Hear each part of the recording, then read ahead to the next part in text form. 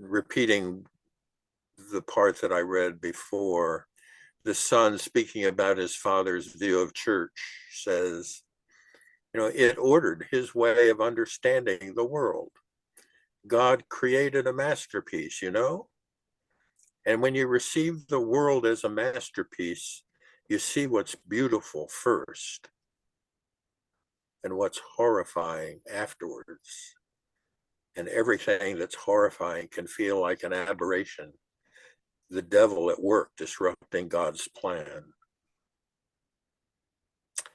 What's beautiful first and what's horrifying afterwards. And horrifying it has been. Personally, I'm mentally and emotionally horrified and exhausted with the way the world is right now, and live with a deep feeling of despair at the way we're ending up after millions of years to get here.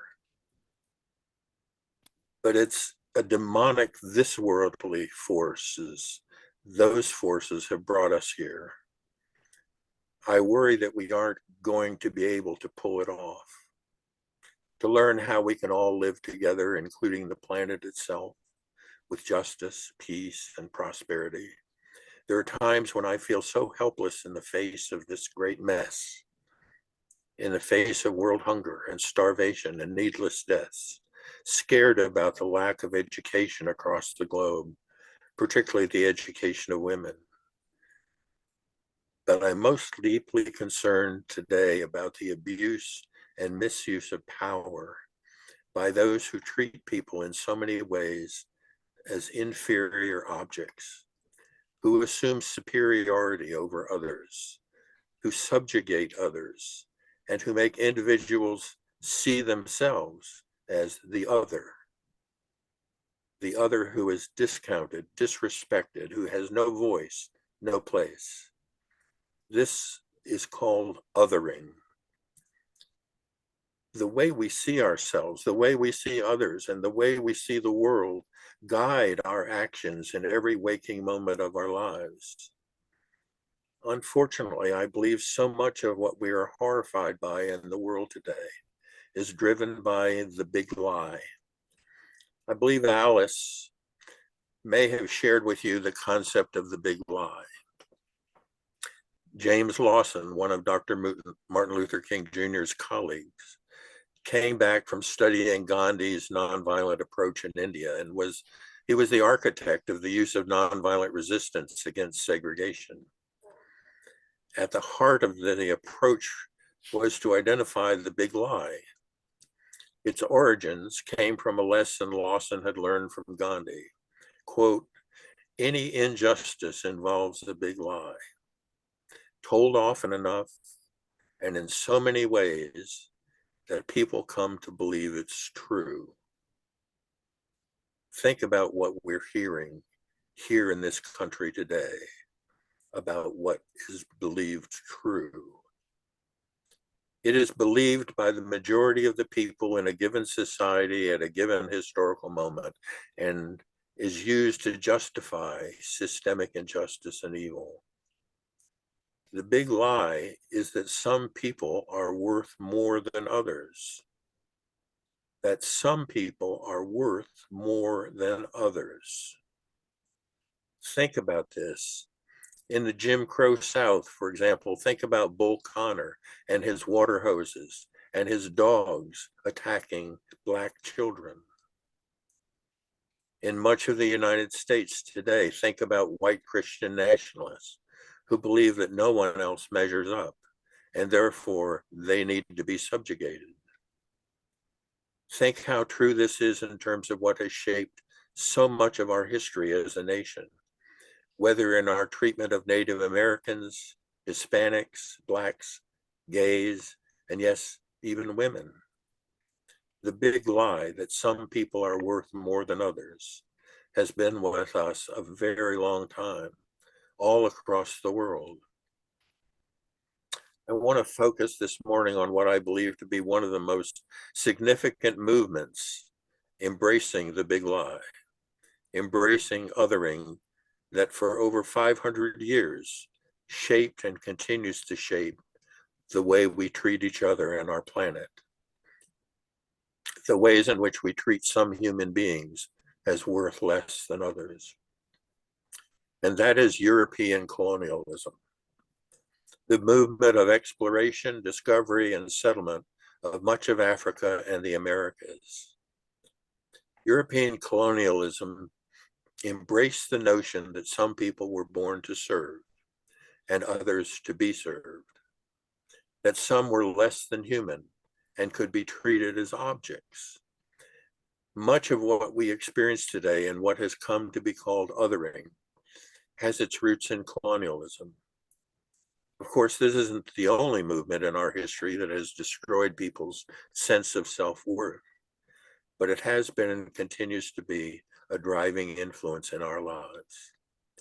If we go back to the early days of European exploration of Africa and the Americas 500 years ago, from the 1400s onward, most of these ventures of discovery were encouraged, supported, guided, and underwritten by the Catholic Church, acting as the established or state church of each nation.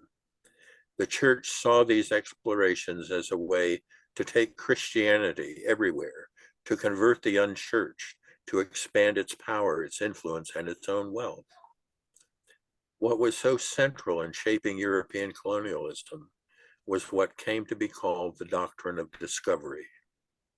The doctrine of discovery. It was used by European monarchies beginning in the mid-15th century as a means of legitimizing the colonization of lands outside of Europe. The doctrine of discovery was a policy enacted by the 15th century Catholic Church, proclaiming the right of Christian nations to take possession of the lands of non-Christians in the interest of saving their souls. Non-Christians were not recognized as legitimate landowners, and any lands discovered by Christian explorers were claimed as the property of the discoverer's nation. The doctrine of discovery was first used as a papal bull, a pronouncement, issued by the Pope in 1452. It was issued by Pope Nicholas V on June 18, 1452, to Alfonso V, King of Portugal, to validate his appropriation of regions in West Africa. The bull read in part, "We grant to the aforesaid King Alfonso to invade, search out, capture, vanquish, and subdue all Saracens and pagans whatsoever, and other enemies of Christ, wheresoever placed, and the kingdoms, dukedoms, principalities, dominions, possessions, and all movable and immovable goods, whatsoever held and possessed by them, and to reduce their persons to perpetual slavery, and to apply and appropriate to himself and his successors the kingdoms, dukedoms, counties, principalities, dominions, possessions, and goods, and to convert them to his and their use and profit." Another papal bull issued by Pope Alexander VI on May 4th, 1493, a year after Christopher Columbus reached the New World, played a central role in the Spanish conquest of the South and Central Americas. The document supported Spain's strategy to ensure its exclusive right to the lands discovered by Columbus the previous year.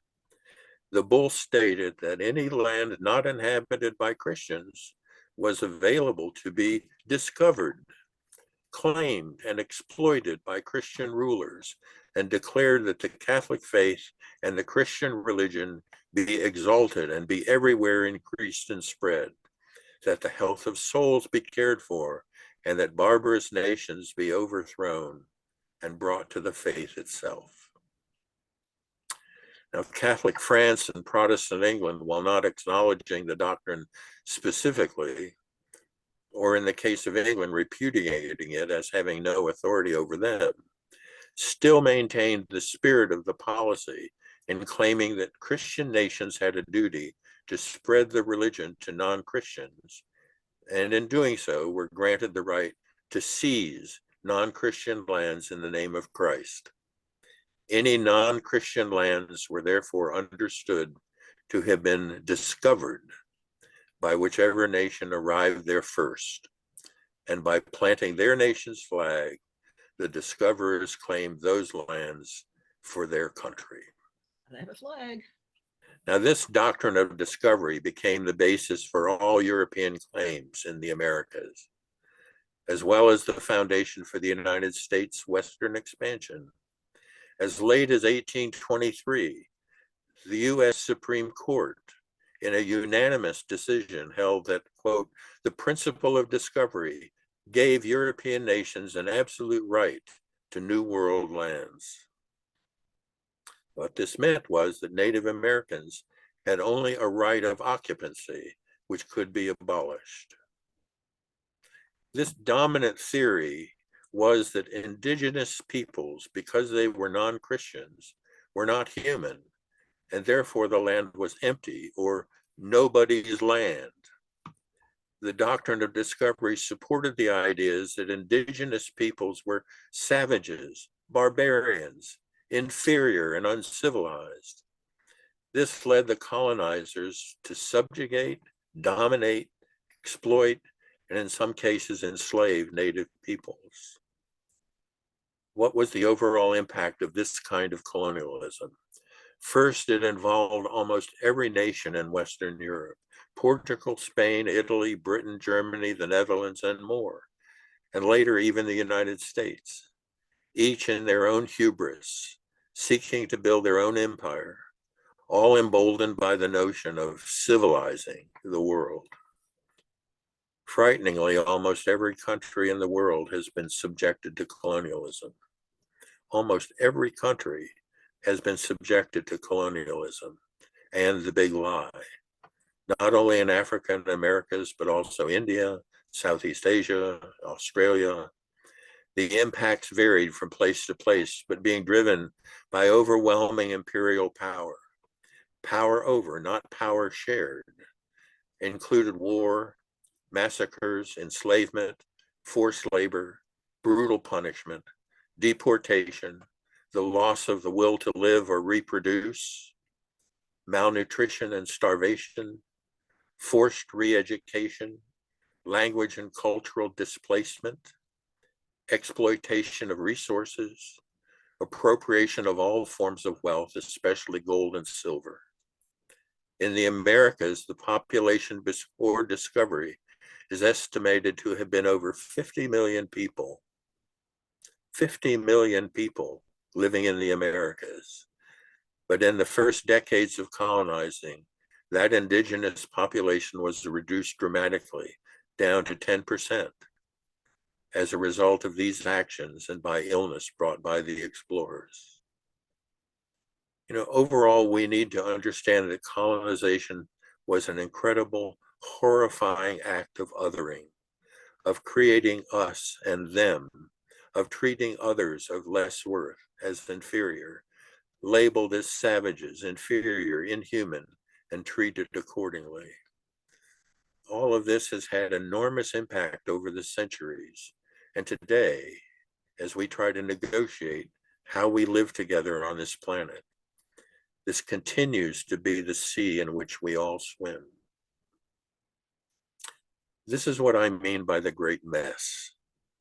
It's a profound denial of our individual and collective greatness.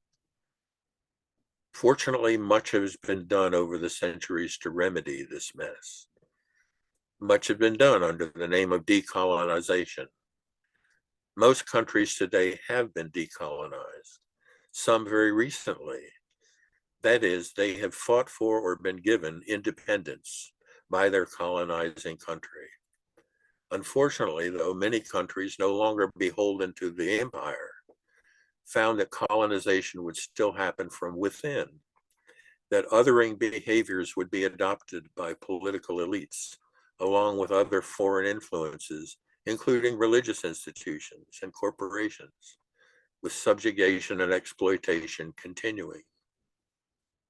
Nevertheless, colonized countries have learned about the power of revolution and liberation and appropriated the language of our Declaration of Independence and our Constitution, including the Bill of Rights. Citizenship has been won, at least on paper, and powerfully for others. The creation of the United Nations and its subsidiary institutions significantly restored or granted respect and voice for many nations. The passage of the Universal Declaration of Human Rights in 1948, under the auspices of the United Nations, under the leadership of Eleanor Roosevelt, is an extraordinary achievement. I commend that document to you, the Universal Declaration of Human Rights. And more recently, the passage of many different resolutions focusing on restoring, preserving, and developing indigenous peoples' rights and well-being has dramatically called attention to the disturbing ways in which indigenous peoples around the world have been and continue to be othered, and the necessity for all of us to invest in supporting these efforts. You know, we have much to be proud of in this Western civilizing process of the peoples of the world, and this growing self-awareness about the ongoing consequences of colonization, that those ideas are making inroads on political, economic, cultural, social, educational exploitation all around the globe. But much remains to be done here in our own communities and our whole nation to address the ongoing expressions of othering towards so many. The opposite of othering is belonging, being recognized, being treated fairly, honored, cared for, respected, and considered one with all, a genuine interdependence for both individuals and for nations. You know, I hope each of you will reflect on these words, othering and belonging, and explore where you see us engaging in othering, particularly in our own institutions, where you see it in education, in healthcare, in housing, in childcare, in criminal justice, in economic development, in our everyday economic life, even our religious institutions, and also where you see expressions of belonging making a difference, and where you see opportunities for making a difference. Erich Fromm, in his book, The Art of Loving, which I strongly recommend, describes what he believes are the four essential ingredients of love: caring, responsibility, respect, understanding or knowledge. Can we see each of these as essential to belonging? Care is the active concern for the life and growth of those we seek to belong with. Responsibility is a voluntary response we make to the needs, expressed or unexpressed, of another human being. To be responsible means to be able and ready to respond. Respect is not fear and awe. It's the ability to see a person as he or she is, to be aware of their unique individuality. Understanding or knowledge is the ability to go beyond the periphery, to be proximate, to be close, and to see the other person in their own terms. Fromm says, while life in its merely biological aspects is a miracle and a secret, man in his human aspects is an unfathomable secret to himself and to his fellow man. We know ourselves, and yet even with all the efforts we make, we do not know ourselves. We know our fellow man, and yet we do not know him because we are not a thing. and our fellow man is not a thing. I believe we must fully embody this kind of loving in our living, care, responsibility, respect, and understanding, if all of us are to move beyond othering to belonging. Let us make it so. Amen.